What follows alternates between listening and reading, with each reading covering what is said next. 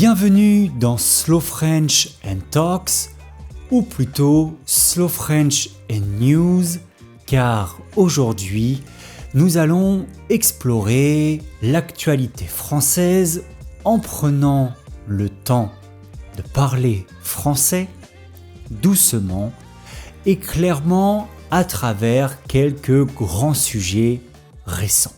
Pourquoi ? Parce que suivre les actualités dans une langue étrangère est un excellent moyen d'enrichir ton vocabulaire, de comprendre la culture et de t'immerger encore plus profondément dans une langue. Dans cet épisode, je vais te présenter des événements marquants en politique, en économie, sur la société et sur la culture. Alors, c'est parti. Tout d'abord, parlons d'une grande nouvelle politique. La France pourrait avoir un nouveau gouvernement avant Noël. Le Premier ministre, François Bayrou, récemment nommé, a promis de former son équipe rapidement pour répondre aux problèmes actuels. Cependant, son idée d'inviter des chefs de parti à rejoindre le gouvernement français a été critiquée, voire très critiquée, surtout par les partis de gauche.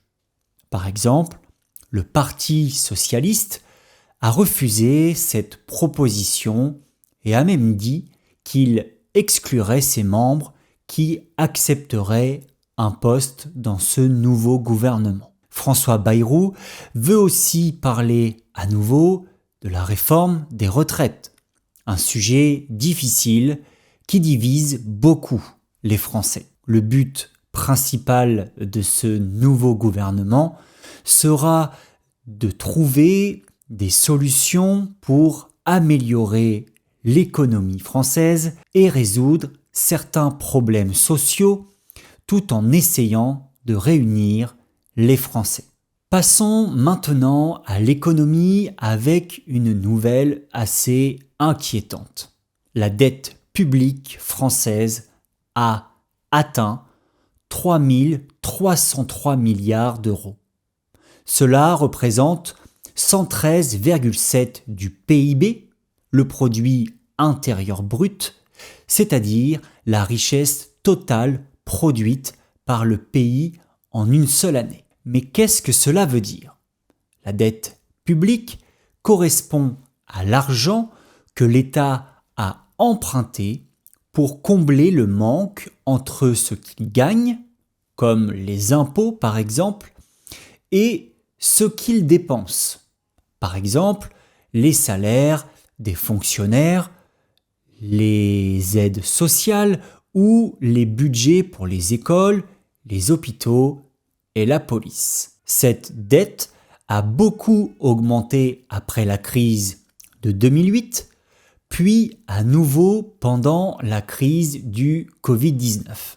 À cette époque, le gouvernement a dépensé beaucoup d'argent pour protéger l'économie française.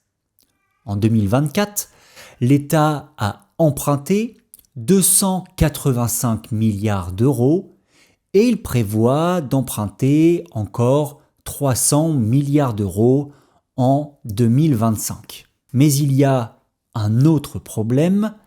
Une agence appelée Moody's a baissé la note de la France. Cela veut dire que l'État devra payer plus d'intérêts pour ses futurs emprunts. Même si certains économistes pensent que la situation n'est pas trop grave, ces chiffres montrent quand même que des réformes économiques vont être nécessaires pour éviter de futurs problèmes. Parlons maintenant du cyclone Chido qui a provoqué des dégâts considérables sur l'île de Mayotte. Le bilan provisoire est de 35 morts, 67 blessés graves et plus de 2400 blessés légers. Beaucoup de sinistrés vivent dans des habitations précaires, ce qui complique encore la situation. L'électricité n'est toujours pas rétablie partout. Des groupes électrogènes sont en route depuis La Réunion, mais leur arrivée prendra plusieurs jours. Le président Emmanuel Macron a passé une nuit sur l'île pour montrer son soutien. Il a annoncé une loi spéciale pour reconstruire rapidement des logements et supprimer les bidonvilles. Enfin, un gendarme envoyé en renfort est décédé après un malaise, rappelant les difficultés auxquelles les secours font face. Mayotte reste très vulnérable et des efforts vont être nécessaires pour renforcer ces infrastructures. Dans les actualités internationales, une nouvelle importante, la Malaisie a décidé de relancer les recherches pour le vol MH370 disparu il y a 10 ans maintenant. En mars 2014, cet avion, avec 239 passagers à bord, a disparu entre Kuala Lumpur et Pékin. Malgré quelques débris retrouvés sur les côtes de l'océan Indien, personne ne sait ce qui s'est passé. Une entreprise américaine spécialisée va mener les recherches dans une zone de 15 000 km² dans le sud de l'océan Indien. Le gouvernement malaisien espère que cette opération pourra enfin apporter des réponses aux familles des victimes.